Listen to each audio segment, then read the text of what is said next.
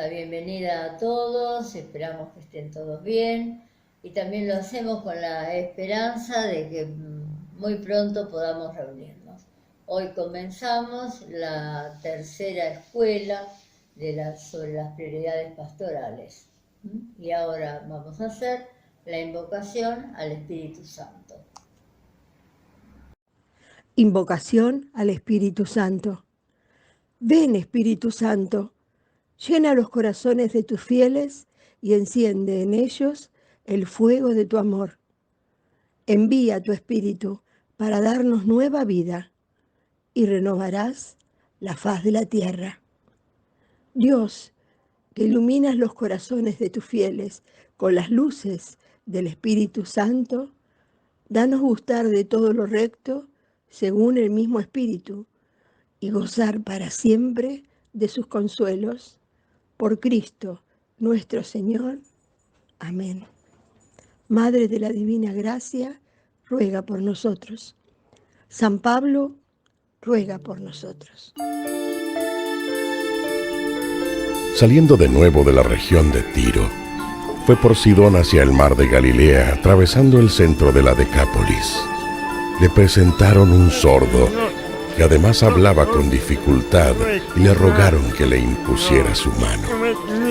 Apartándole de la multitud, le metió sus dedos en los oídos, y con saliva le tocó la lengua. Mirando al cielo, suspiró y le dijo: Efetá, ¿qué quiere decir ábrete? Al instante se abrieron los oídos.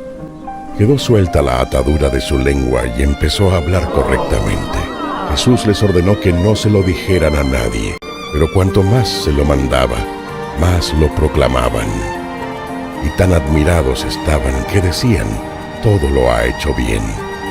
Hace oír a los sordos y hablar a los mudos. Seguimos con el tema de las prioridades pastorales que hemos desarrollado durante 3 escuelas. Cuando comenzamos con este tema, comenzamos con un video de nuestro obispo, Monseñor Ares, en el que nos hablaba del comienzo del próximo sínodo, que ya acaba de comenzar, y nos hablaba de la necesidad de caminar juntos, de estar juntos, de salir al encuentro, de encontrarnos con todos los que habitan en nuestra ciudad y con los que nos encontramos permanentemente para poder anunciarles a Jesús. Y nos habló también de algo muy importante, de la necesidad de transformarnos, de cambiar. ¿Por qué? Porque el mundo está cambiando permanentemente y muchas de las cosas que nosotros hacemos, decimos, métodos y demás, y ya no son tan útiles y necesitamos buscar unas cosas, algo nuevo. Y es así como surgen las prioridades pastorales.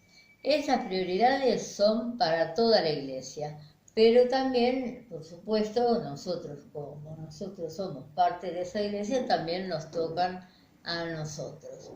Estas prioridades pastorales no van a cambiar nada, ni del carisma, ni de la mentalidad. Solamente van a ser métodos, formas que nos permitan alcanzar mejor la finalidad del movimiento, que es evangelizar a los hermanos. Estas nuevas prioridades pastorales son un conjunto de actitudes y criterios destinados especialmente a la formación de los dirigentes para que puedan mantener actualizado el movimiento y sobre todo para que les dé nueva vida y nueva fuerza a nuestra misión fundamental de ser testigos. Sí, tenemos que renovarnos, pero esto ya no es solamente un deseo ni algo que necesitamos hacer, es una exigencia, porque tenemos que adaptarnos a estas nuevas realidades. Cuando preparamos este ciclo de escuela, el padre Horacio en algún momento dijo que nos había resultado sumamente difícil. Y es verdad, todo esto de las realidades pastorales constituye un verdadero desafío para nosotros como movimiento, para mantenernos actualizados. Y bueno, entre estas cosas que hemos hecho, hemos hecho algunas que necesitamos, que también fueron un desafío y que necesitamos actualizar un poquito más, y por eso ahora los dejo con Fernando, que les va a transmitir algunos otros criterios. Buenas tardes, queridos hermanos. Fernando Zuluaga, del cursillo 183. Bien, Mabel nos hablaba de desafíos, y el desafío que tenemos desde la Comisión Escuela es saber si el mensaje que estamos enviando representa una herramienta, cumple con las expectativas a todos los dirigentes actuales y futuros. La forma de saber si lo que estamos haciendo está bien, en qué tenemos que mejorar, es con una encuesta. Hicimos una encuesta hace un par de meses atrás y necesitamos justamente más respuestas. La encuesta es una forma de saber, en estos momentos de virtualidad, si transitamos por el buen camino o amerita hacer correcciones. Hermano, necesitamos tu respuesta a la encuesta. Bien, aprovechamos este momento también para pasarle nuestro saludo y felicitaciones a los hermanos de la Comisión Ultrella, que con ese ritmo que han impuesto le dan un aire fresco y renovado a nuestro movimiento. Bueno, continuamos ahora entonces con las prioridades pastorales, en este caso prioridad de la plenitud sobre la perfección y prioridad de la mentalidad sobre la ideología. De colores. Prioridad de la plenitud sobre la perfección. Para tratar de entender esta prioridad, partiremos del siguiente enunciado. Cuando se persigue solo la eficacia y el resultado, no se entiende que la perfección está en la plenitud, no en la infalibilidad o la eficacia con las que a veces nos engañamos. La pastoral de la Iglesia Católica abarca 3 funciones. La primera, la profética, es decir, las distintas formas del ministerio de la palabra de Dios: evangelización, catequesis y homilía. La segunda, la litúrgica, relacionada con la celebración de los sacramentos y la oración. Y la tercera, la función real, es decir, la promoción y orientación de las comunidades, la organización de la caridad y la animación cristiana de las realidades terrestres. Es sobre todo en este último aspecto donde nuestro movimiento busca desplegar su accionar. Recordemos que su método consiste en hacer amigos, ser amigos y hacer a esos amigos amigos de Cristo. Porque la alegría del Evangelio llena el corazón y la vida entera de los que se encuentran con Jesús. Evangelii Gaudium número 1. Si el MCC busca evangelizar siguiendo este método, iluminado por el Espíritu Santo, cuando trasladamos el concepto inicialmente expuesto a la acción pastoral del movimiento, resulta entonces prioritario no perseguir tal fin buscando solo la infalibilidad. No nos podemos equivocar. O la eficacia. Tenemos que lograr lo que nos proponemos. Basta con recordar la parábola del sembrador. No toda semilla cayó en tierra buena y dio fruto. Habrá veces que por más que nos esmeremos y tratemos de hacer todo perfecto, habrá quienes escuchen la palabra, la rechacen o no la conserven en su corazón. O tal vez dé fruto en un momento futuro, sin que ni siquiera lleguemos a enterarnos. Seremos plenos entonces escuchando la palabra y encarnándola o poniéndola en práctica en nuestro metro cuadrado y en nuestros ambientes terrenales, siendo coherentes entre lo que creemos decimos o predicamos y lo que hacemos y vivimos. Un poco como cierre final de este concepto, la prioridad de la plenitud sobre la perfección. Recordemos que la plenitud de vivir en coherencia de los valores cristianos en su ejercicio van a ir llevando hacia aquel que es la perfección. Por lo tanto, la plenitud no implica perfección ni mucho menos, sino que se trata de un estado o un trabajo que, a pesar de dificultades y debilidades, se pueden superar para llegar a la perfección, que no es otra cosa que la santidad. Cumpliendo el mandato: sed perfectos como vuestro Padre del cielo es perfecto.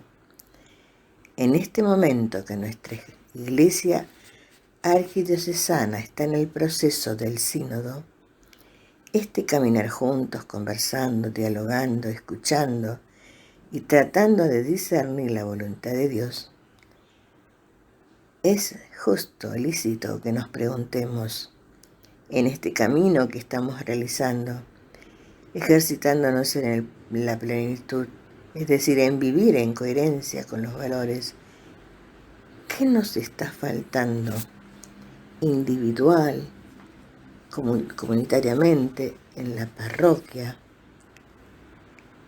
¿Qué nos está faltando como comunidad arquidiocesana para ir haciendo más presente al Señor en ella y por lo tanto ir avanzando hacia la perfección? Esta es una pregunta importantísima dentro del sínodo y en nuestras vidas. Es central porque de ahí saldrán las líneas pastorales que permitan nuevamente avanzar juntos, discerniendo para hacer realidad el mandato de Jesús. Vayan, evangelicen, consagren a todos al Padre, al Hijo y al Espíritu Santo. De colores, hermanos. Hola, hermanas, hermanos. Les habla Antonio Busek del cursillo 44 de Los Teques, Venezuela. A mí me toca hablar dentro de la temática presentada sobre la prioridad de la mentalidad sobre la ideología. Fíjense que en Ideas Fundamentales se nos indica que la mentalidad del movimiento es una realidad directa y estrechamente relacionada con el carisma. O sea, carisma y mentalidad son dos capítulos que sostienen y justifican a todos los demás. Los más determinantes en la configuración de la identidad propia del movimiento. Resulta determinante, en este caso, una adecuada comprensión de esta mentalidad. Entonces, ¿a dónde vamos a ir primero? Al diccionario de la Real Academia Española. ¿Qué es mentalidad? Según el diccionario, es un conjunto de creencias y costumbres que conforman el modo de pensar, enjuiciar la realidad y de actuar de un individuo o de una colectividad. ¿Qué es ideología? Ideología es el conjunto de ideas que caracterizan a una persona, escuela, colectividad, movimiento cultural, religioso, político, etc. Perfecto, ya tenemos los conceptos. En definitiva, la ideología es un conjunto de ideas metidas en un envase sin respiradero. Y la mentalidad es un concepto que va más allá del pensamiento, hasta de la propia conciencia. Responde a un universo mental porque se extiende a muchos más aspectos que los que caben en la ideología. Si hablamos del universo como un todo, naturalmente tenemos que referirnos a Papá Dios, centro de toda nuestra existencia. De ahí parte todo. Dios igualito a centro de todo. Dios igual a testimonio de amor y de vida. Dios siempre en nosotros para llevarlo con nuestra vida a los demás. Alineados como movimiento de iglesia con nuestro propio método, esto se traduce en una perspectiva o forma de vivir. En otras palabras, vivimos el carisma inicial del movimiento y lo hacemos nuestra forma de vivir, de actuar, y lo adoptamos libremente. Acordémonos que en el rollo ideal se hace mucho énfasis en la libertad del individuo. Vamos a volver a dejar en claro algo. Mentalidad es diferente a ideología, ya que las ideologías son o pueden ser un conjunto de ideas fundamentalistas e intolerantes, que más es lo que dividen que lo que unen a las personas. Dentro del método propio, esta mentalidad forma parte de una plataforma llena de criterios, convicciones, actitudes de vida y opciones de fe, que nos transforman día a día desde el maravilloso momento de nuestra clausura, donde se nos dijo que Cristo contaba con nosotros y nosotros con su gracia. Esto lo tenemos que vivir, testimoniar, transmitir y ofrecer a nuestros semejantes día a día, o por lo menos deberíamos hacerlo. Dentro de la pastoral querigmática, o sea, de anuncio de nuestro amado movimiento, este método es raíz y fuente de nuestra identidad, actualización y unidad entre nosotros, en primer lugar como miembros de la Iglesia, que es el cuerpo místico de Cristo, y del movimiento de cursillos dentro del cual asumimos nuestro apostolado. Para eso tenemos, como dice el rollo de estudio de la religión, herramientas fundamentales: la Biblia, palabra revelada de Dios, el catecismo de la Iglesia Católica, las encíclicas, los documentos papales, las exhortaciones apostólicas, los documentos sinodales y, naturalmente, nuestras propias herramientas como las semanadas de la jornada de metodología, las ideas fundamentales que ya tiene su tercera edición, pero sobre todo ese discernir, o sea, ver, juzgar, actuar en nuestros propios ambientes y realidades, en nuestra propia época y el momento que nos toca vivir. Ejemplo clarito: evangelizar en pandemia o cualquier realidad cambiante que venga en el futuro. Hay que tener en cuenta, como punto muy importante en nuestra formación como dirigentes, tenemos que formarnos, tenemos que formar a las futuras generaciones, así como en su momento y adaptados a sus propias realidades y vivencias hicieron nuestros iniciadores, transmitiéndonos posteriormente sus conocimientos y sobre todo su testimonio de vida. Nuestra tarea y nuestra realidad es llevar esa buena nueva a los hermanos, para que, transformados desde dentro con la novedad del Evangelio, ordenen su vida a Dios. Nada más ni nada menos. Estas realidades actualizan y fermentan los rollos que en definitiva son nuestro modo de vivir y de testimoniar a Cristo, que junto a nosotros es mayoría aplastante, de colores. Hola hermanos, qué bueno esta escuela, ya la tercera de prioridades, y estoy convencido de que no va a ser solo la tercera. Creo que el tema de las prioridades pastorales será ocasión para volver sobre ellas y revisar. Por eso elegimos esta palabra de Jesús, este episodio en la vida de Jesús, esta curación, y sobre todo para ir profundizando a lo largo de la vida, no en la escuela, el resto de nuestra vida, en nuestra historia, la historia de la Iglesia, el tema de estas prioridades pastorales. Es bueno escuchar que Jesús cada día o más de una vez al día, en distintas circunstancias, nos dice: Efatá, efetá, ábrete, abrite, Horacio, abrí el corazón, el oído, la cabeza, porque la realidad, Dios, todo es más grande que los pequeños conceptos que vas acumulando a lo largo de tu vida, que es cortita, que no agota toda la experiencia humana, menos la de la historia del mundo y menos la de la revelación y del amor misericordioso de Dios. Por eso es que el Señor nos ha regalado su Espíritu para, recuerdan, ¿no? En la última cena Él nos había dicho: les daré el Espíritu, ¿para qué? Para que los lleve hasta la verdad completa. Y eso no es algo que se hace de un día y para siempre. A lo largo, mientras exista este mundo y hasta el día de la parusía, el Espíritu va a seguir llevándonos hacia la verdad completa, profundizando cada vez más. Con eso tiene que ver las prioridades que estamos tratando de analizar, de descubrir, de bucear en ellas, pero no solo como una idea abstracta, sino para que sea una aplicación concreta a nuestra pastoral. Hoy nos tocaron dos, que tienen que ver con la mentalidad por encima de la ideología, que tienen que ver sobre la plenitud por encima de la perfección, no porque se opongan absolutamente, sino porque tiene que ver con el camino humano, diría. No es un problema teológico, sino más bien antropológico. Y si me permiten hoy, leyendo algunas cosas para contribuir en el cierre, tiene que ver con la psicología humana, con nuestra psicología, con nuestra manera de percibir nuestro entorno, a los demás, a nosotros mismos. Y buscando en esto, les aporto simplemente esta idea. Hay una escuela, un modo de ver en la psicología que dice, hay dos tipos de mentalidad. Es muy reduccionista, obviamente, puede haber más tipos, pero dos tipos grandes. Y veía que esto tiene que ver con cada vez que Jesús se encuentra con los fariseos. Veía, hay una manera de ver que es farisea, una mentalidad más bien farisea y otra más abierta, que es la que Jesús se empeña porque nosotros nos abramos precisamente a esa otra manera de ver. ¿Y cómo llama la psicología? Muy simple, una la llama la mentalidad fija y otra mentalidad de crecimiento. ¿Qué sería la mentalidad fija?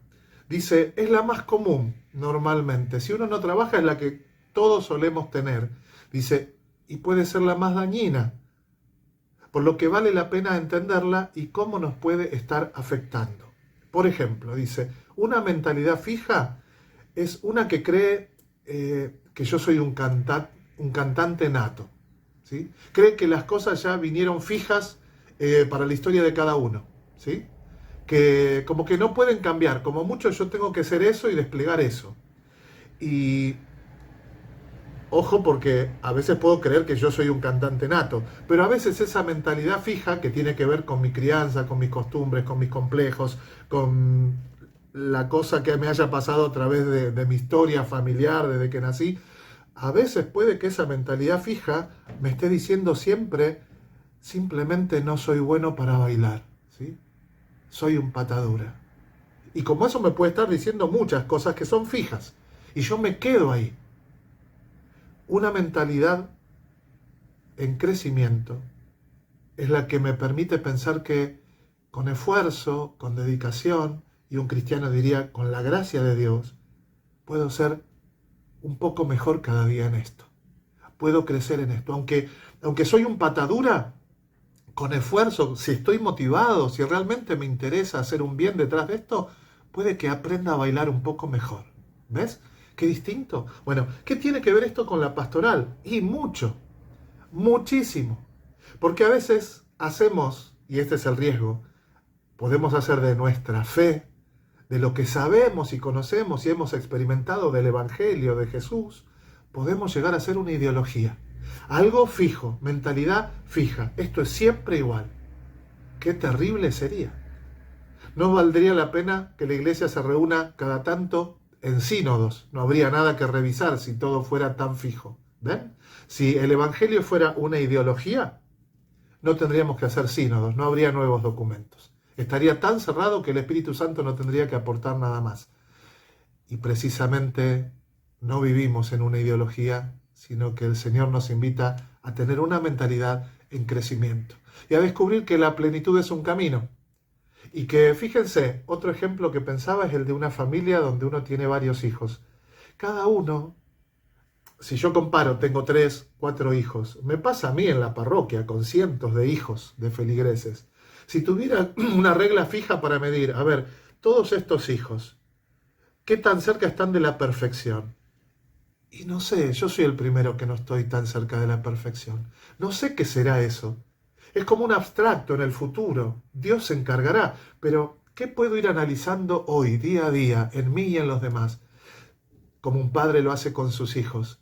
Si ese hijo mío a lo largo del tiempo, cada día puede ir viviendo, siendo, descubriendo un poquito más de plenitud en su vida. Y eso tiene que ver con el entorno, con las circunstancias que lo rodean. La plenitud dependerá de lo que yo puedo ir desplegando cada día y con mi capacidad, que es distinta de la del otro. Y lo mismo pasa con el Evangelio, con la experiencia de Dios. Ninguna experiencia de Dios es la misma en uno y en otro bautizado, en otro cristiano.